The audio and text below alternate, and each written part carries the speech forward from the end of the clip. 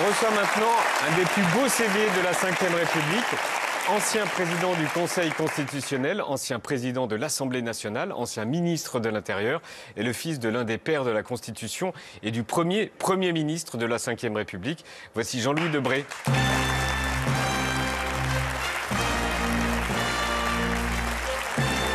Bonsoir. Bienvenue. Je vous en prie. Bonsoir Jean-Louis Debré. Bienvenue sur le plateau de Quotidien. Voici une partie de l'équipe et voici le public. Une vie au service de la Ve République. Et la Ve République, elle commence le 4 octobre 1958. À Paris, la Ve République est officiellement née. Au ministère de la Justice, en présence des ministres d'État faisant partie du comité constitutionnel, M. Michel Debré, garde des Sceaux, a apposé le sceau de l'État au texte constitutionnel.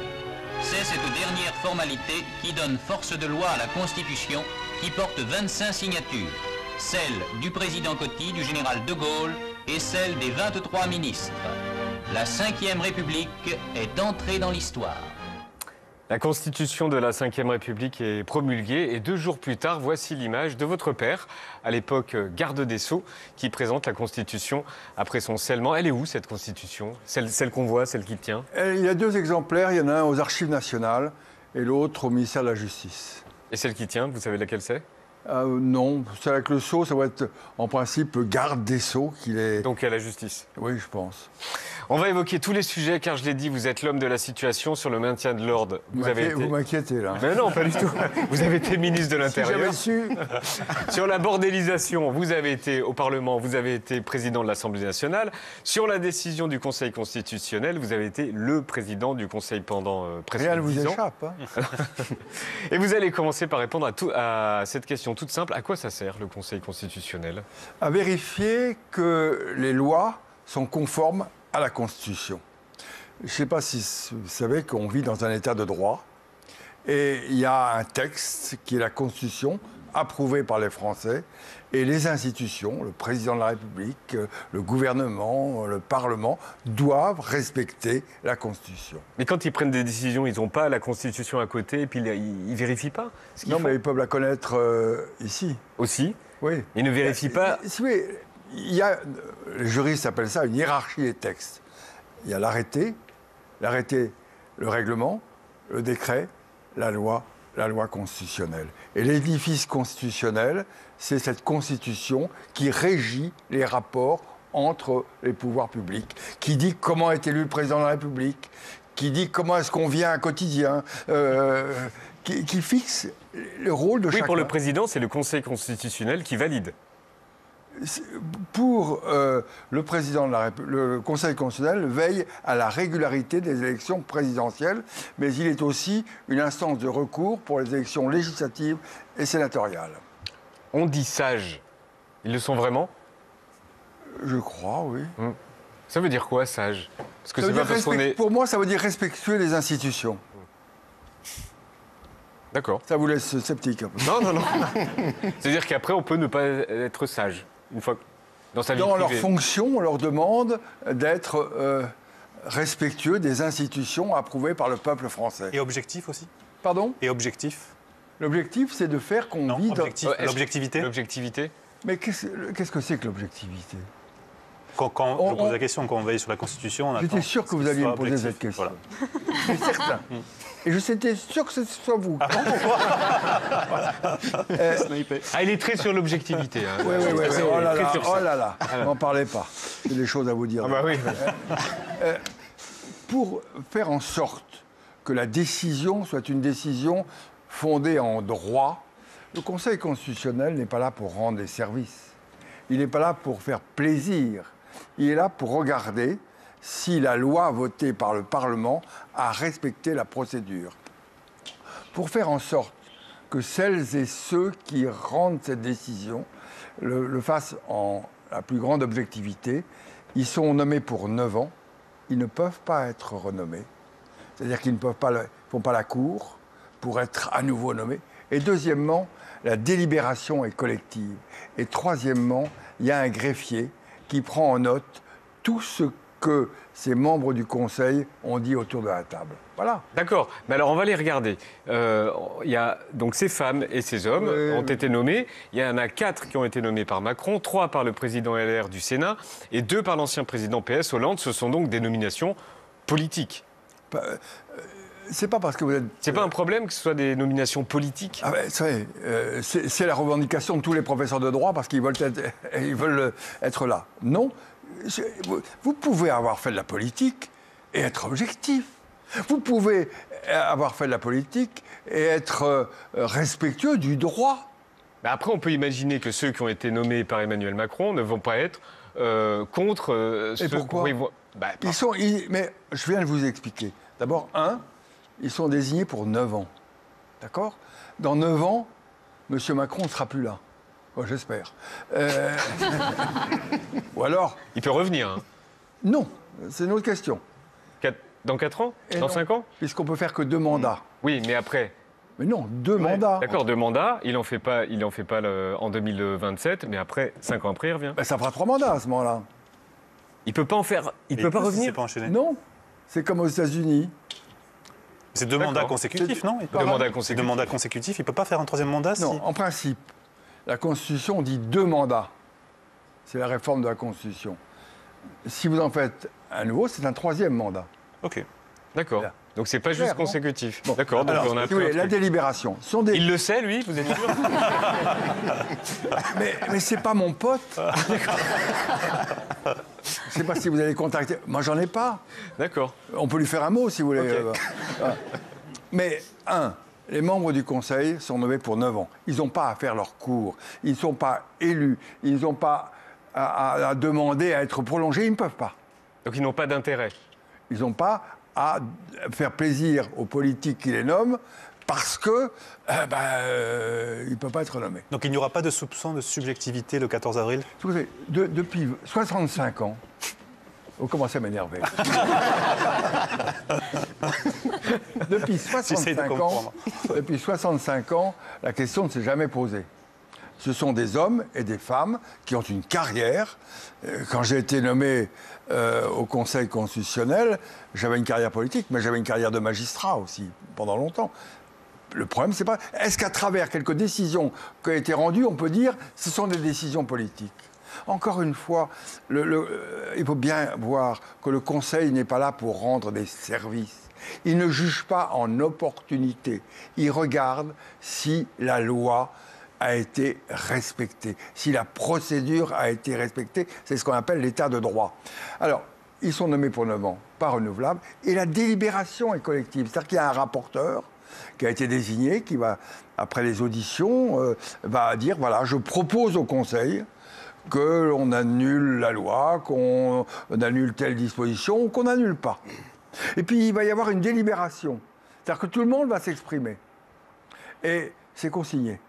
Et puis après, au moment où tout le monde s'est exprimé, le président va passer la parole à chacun des membres. Vous, monsieur, madame, est-ce que vous approuvez le rapport du rapporteur? Oui ou non? Oui, j'approuve. Pourquoi vous approuvez? Et là, il faut expliquer les raisons juridiques qui vous incitent à prendre la position que vous voulez. Et puis, on regarde s'il y a une majorité. La voix du président est prépondérante et c'est réglé. Délibération collective de... Prépondérante, ça veut dire quoi? Quoi? Prépondérante, ça veut dire quoi? C'est-à-dire que quand il y a partage des voix, la voix du président compte double. C'est filmé? Non, c'est pas filmé. C'est à huis clos? Non, mais il y a un greffier. C'est la seule juridiction en France où le délibéré est pris en note et ce que les uns et les autres disent, c'est dans les archives. On peut le consulter? Alors, pas tout de suite, et surtout pas quotidien. D'accord. Là, on va revoir la photo avec vous. On va la revoir, voilà. Non, c'est pas celle-ci. Celle avec vous, elle va revenir. Celle-ci. Oui, mais alors, les anciens présidents ne viennent plus. C'est ça, pourquoi? Il y a là, parce qu'on voit Giscard d'Estaing à votre droite et Jacques Chirac à votre gauche. Pourquoi ils ne viennent plus? Parce que, d'abord, il n'y en a plus que 2. Bah, j'en ai eu 3, moi. D'accord. Parce que c'est un rythme. Quand je suis arrivé au Conseil, le Conseil rendait une dizaine de décisions par an. Avec la transformation et la possibilité pour les justiciables désormais de saisir le Conseil constitutionnel par la question prioritaire de constitutionnalité, ils rendent 200 décisions par an. C'est un rythme qui n'est pas souhaitable. Et puis, ils n'ont pas leur place. Pourquoi? Parce que comme on peut juger par la QPC des lois anciennes, ça serait des lois où ils étaient présidents de la République au moment où on les juge. Et donc, vous ne pouvez pas être juge et parti. Donc, il vaut mieux qu'ils s'en aillent. Et puis, quand vous avez eu Giscard et Chirac à votre droite et à votre gauche, on a tout vu. Ça devait être rigolo. Oui, alors je peux vous raconter une histoire. Oh, allez-y, oui. La première décision, c'est une loi sur lutte contre l'immigration illégale. Tout d'un coup, mon voisin de droite... Est-ce que je peux dire un mot? Après, vous savez, j'ai été président de la République il y a longtemps. Et le problème de la lutte pour l'immigration illégale se posait déjà. Mais à l'époque, mon Premier ministre n'était pas très bon sur ces questions. Je regarde mon voisin de gauche, Chirac. Chirac, qui était son Premier ministre. Il ne bouge pas. Mais moi qui le connaissais bien, la jambe bouge. Et au bout de 10 minutes, il me dit « Est-ce que je peux dire un mot ?» Je peux m'exprimer. La parole est libre. Allez-y. Tout à l'heure, j'ai écouté M. Giscard d'Estaing. Il a rappelé qu'il avait été président de la République. Moi aussi. Et à ce moment, il se tourne vers moi et me dit dis-moi, tu sais, la différence entre lui et moi? Ah ben putain, j'ai été réélu.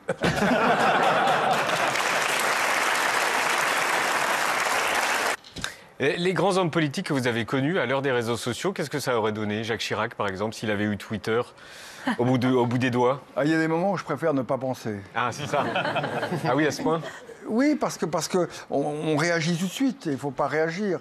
Le président de la République ne peut pas communiquer sur l'instinct. Il faut qu'il réfléchisse, il faut qu'il se rende compte qu'il entraîne, non pas lui-même, mais il entraîne une crédibilité, il entraîne un gouvernement, il entraîne une certaine idée de l'État. Et donc, le drame aujourd'hui, c'est que ce que je vois, c'est qu'ils sont tous en train de communiquer. Et les politiques tweetent trop, d'après vous, aujourd'hui? Sans parler du président. Hein. Mais tu vois, la politique est devenue un métier du spectacle, de plus en plus. Et par conséquent, vous savez, je vais vous raconter une histoire. Il y a un député qui est venu me voir il n'y a pas très longtemps qui me dit « C'est terrible, on ne m'interroge jamais. Je passe devant un journaliste, il ne m'interroge pas. Comment faire pour venir à quotidien ?» Oui, mais c'est très simple. Ne dis pas du bien de tes amis, dis du mal de tes amis. Dis que le ministre est mauvais. Tu dis ça, tu vas à la salle des 4 colonnes, quand tu sors de l'hémicycle, tu dis... Vous parlez d'Aurélien Pradier? Non, à mon âge, j'ai plus la mémoire des noms. Ah, c'est ça. Je voudrais vous rassurer tout de suite, donc c'est pas la peine d'essayer. Hein. Et donc, il va dans la salle des 4 colonnes, il dit du mal. Il dit du mal, il est passé sur toutes les chaînes de télévision. D'accord. Et il m'a dit, je te remercie, je serai réélu. Très bon conseil. Sophie, tu avais une question à poser à Jean-Louis Debré. Oui, et pour cette question, Jean-Louis Debré, j'ai 2 images à vous montrer, 2 images qui auraient dû être des démonstrations de force de la NUPES aujourd'hui, en pleine contestation de la réforme des retraites. La première, c'était ce matin. Une grande marche de toute la NUPES devait avoir lieu entre l'Assemblée et l'Élysée, mais la grande marche est transformée en mini-déambulation de quelques communistes, sans socialistes, sans écologistes et sans insoumis. Écoutez cet échange entre le patron du PC, Fabien Roussel, et le patron du groupe Lyotte, Bertrand Pancher. Bon, ça va toi? Ouais, c'est bien. C'est bien. Pourquoi ils nous ont plantés? Mais dès le départ, Olivier, bon, je l'ai eu ce week-end. C'est suite à des déclarations. Non, parce que ce week-end, lui, il voulait pas qu'il y ait de manif. Ouais. J'ai dit, on fait pas de manif. Et la journée ne s'est pas arrêtée là. Quelques heures plus tard, une dizaine de parlementaires de la NUPES avaient rendez-vous dans votre ancienne maison, au Conseil constitutionnel. Mathilde Panot, la patronne des Insoumis à l'Assemblée, n'était pas invitée, mais elle est quand même venue pour parler à la presse. 4 minutes. Pam, pam, pam. 2 minutes et on commence. On commence. Et on sent que ça n'a pas beaucoup plu à son homologue des écologistes.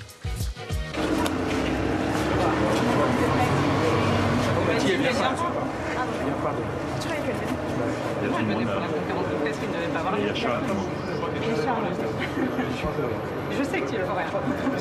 Absolument, je sais absolument.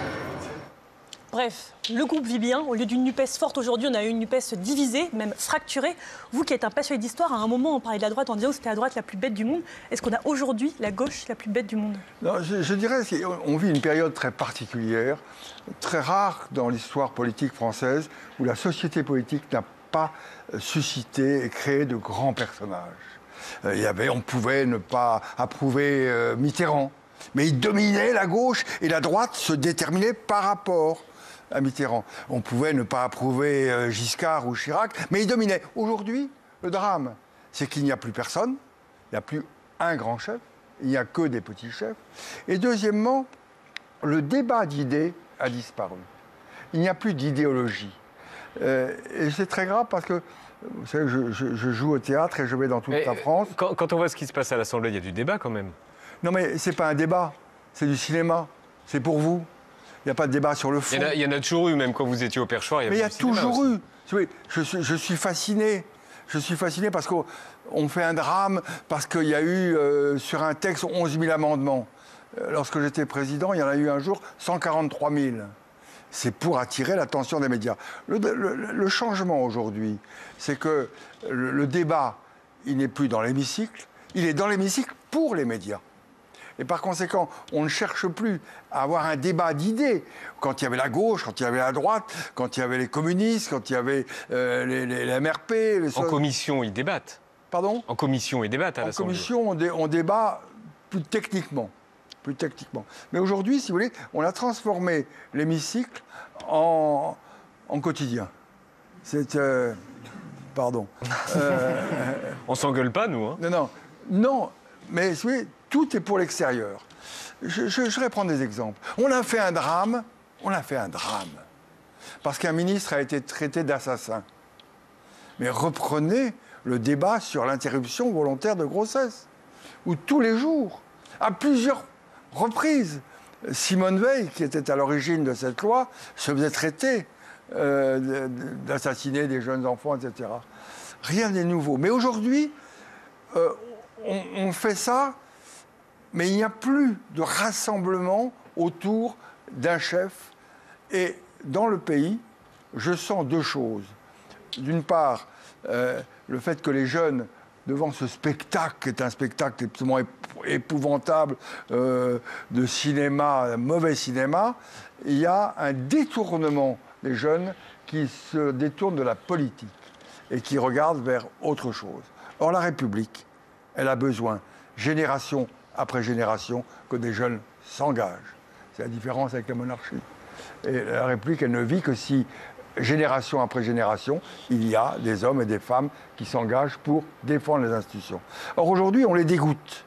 Il n'y a plus de débat, il y a un cinéma.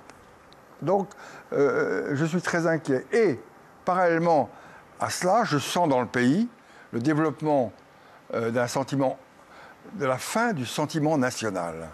Vous savez, Renan, un philosophe, je sais bien que chaque fois que quelqu'un ici cite un philosophe, il repasse dans la bonde le lendemain, il a cité un philosophe. C'est pour ça que je ne ferai pas non plus de citation latine, parce que vous aimez trop ça.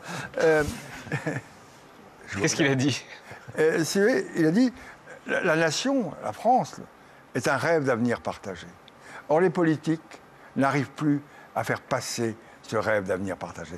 Quand vous regardez, Mitterrand a été élu sur quoi ? Sur 110 propositions. Peu importe après savoir s'il les applique ou pas appliqué. 110 propositions, c'est compréhensible, c'est facilement entendable. Chirac a été élu sur l'ascenseur social. Qu'est-ce que proposent aujourd'hui les politiques ? Rien. On va voir ça après la pub avec Jean-Michel Apathy qui va nous rejoindre. Oui, il fait de la politique. Oui. Une libre interprétation du luxe.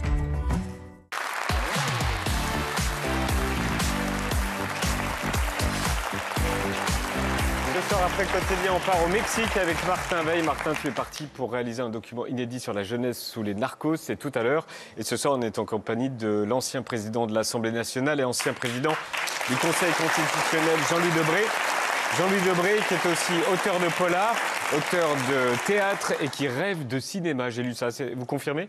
Oui, tout à fait. Vous faites des castings? Je peux lancer un appel si vous voulez. Ah bah, allez-y. Je vais vous raconter une histoire. Un jour, j'ai fait ça et j'ai reçu un producteur qui m'a dit « J'ai un film pour vous ». Ah bah alors, vous l'avez pas fait? Et j'ai regardé, le scénario m'allait assez bien, mais j'ai regardé sur Internet. Il avait fait auparavant des films porno. Ah. Et donc, je me suis dit, Non, je vois pas. Quotidien, il y a remarqué Debré fait dans le porno.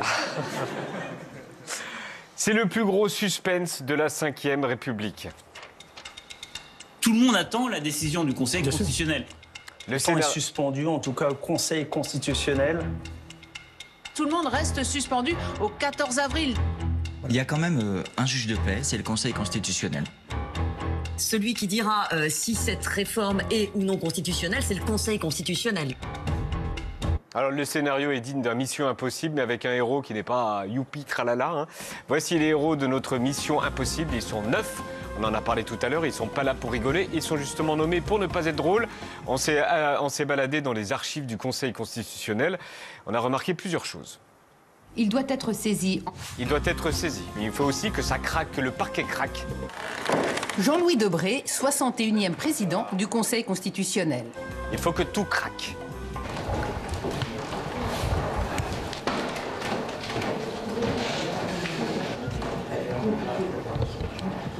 Ça doit être saisi, ça craque, que les noms doivent au moins être des Alexandrins, Olivier Dutheillet de la Motte. On a aussi Renaud Denoy de Saint-Marc. Ça doit être saisi, il faut que ça craque, il faut que les noms soient des Alexandrins, il faut que ce soit secret aussi. Les délibérations du Conseil sont secrètes. Cette institution très secrète, On décide dans le plus grand secret, dans le secret du huis clos.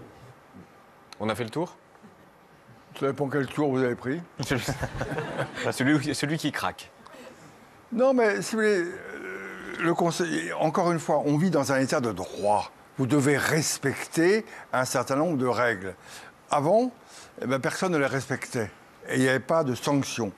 Avec la Ve République, on a créé un Conseil constitutionnel qui est là pour dire si la procédure législative a été respectée, si le texte qui est proposé est du domaine de la loi ou n'est pas du domaine de la loi. Voilà, c'est ça son rôle. C'est l'édifice. Vous avez à la tête de la justice administrative le Conseil d'État, à la tête de la justice civile la Cour de cassation, et il y a à la tête de la politique une instance, le Conseil constitutionnel, qui dit « Messieurs, mesdames, respectez les institutions. » Vous êtes dans les clous ou pas?